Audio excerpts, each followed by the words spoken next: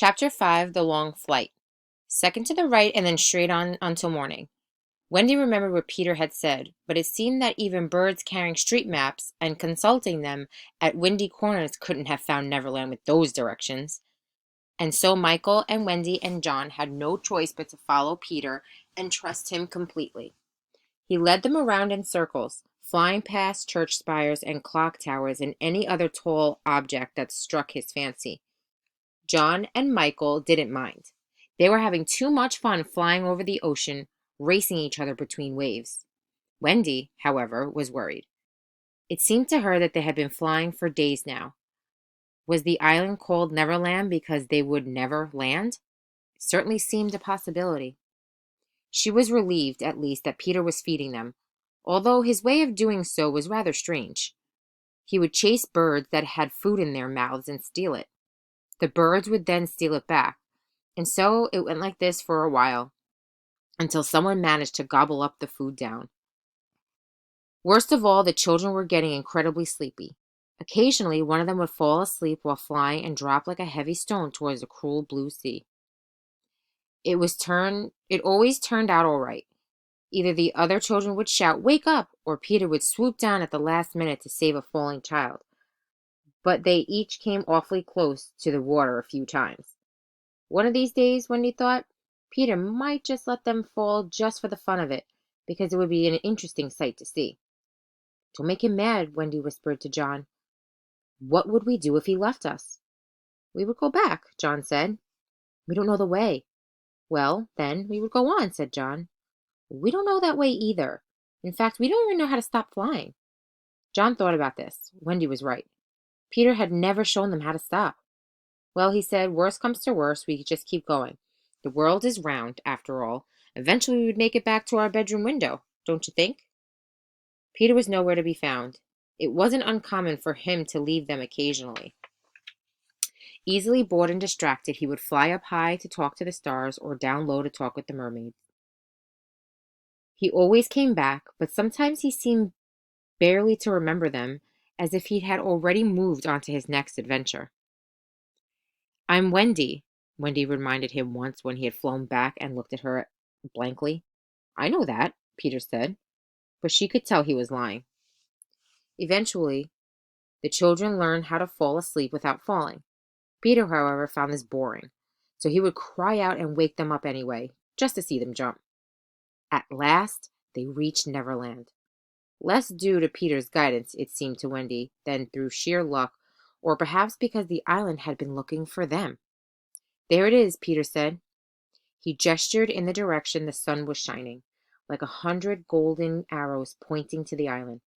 "Look, there's the coral reef, and the tiny hut, and the cave," cried John, "and my lagoon with the flying flamingos."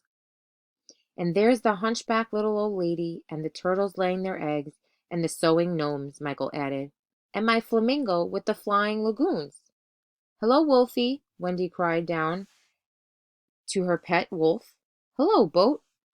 The children also saw and recognized the scary first days at school, trying not to laugh at church, the pop quizzes they hadn't studied for, the tooth fairy money, and the delicious chocolate pudding. It was all so familiar. Peter was a little annoyed with the children for knowing so much about the island, but he wanted to be the one who knew everything.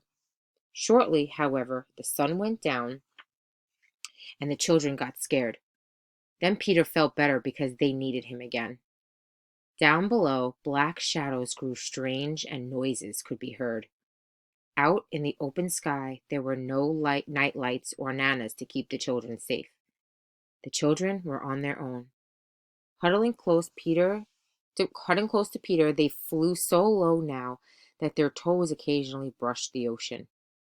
Something strange hung in the air. All of them could sense it. "They don't want us to land," Peter said.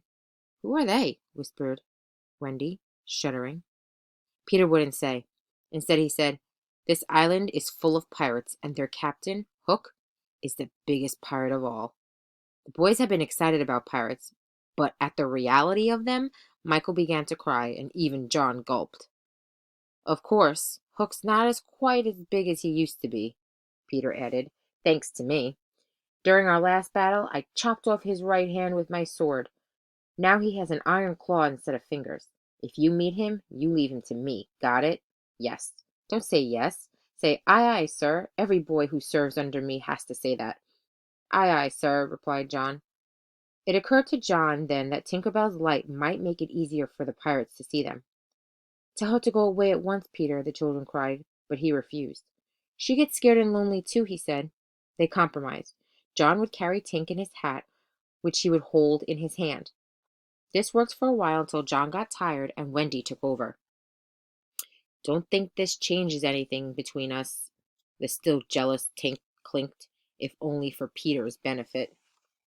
Suddenly, the quiet black sky was split into two by a loud boom. The noise echoed through the dark mountains. It's their cannon, John cried. The pirates have fired it at us. Is anyone shot? I'm not, Michael said. But wait, where were Peter and Wendy? The wind from the cannon fire had carried Peter far out to sea, and Wendy and Tink blew high up in the black sky. Tink wasn't all bad, but fairies are too small that they only have room for one feeling at a time. When she was around Wendy, the jealousy Tink felt could barely fit. Seeing a chance to rid herself of Wendy, Tink gestured for the girl to follow her. What else could Wendy do, all alone in the sky? She flew trustingly after the fairy to meet her fate.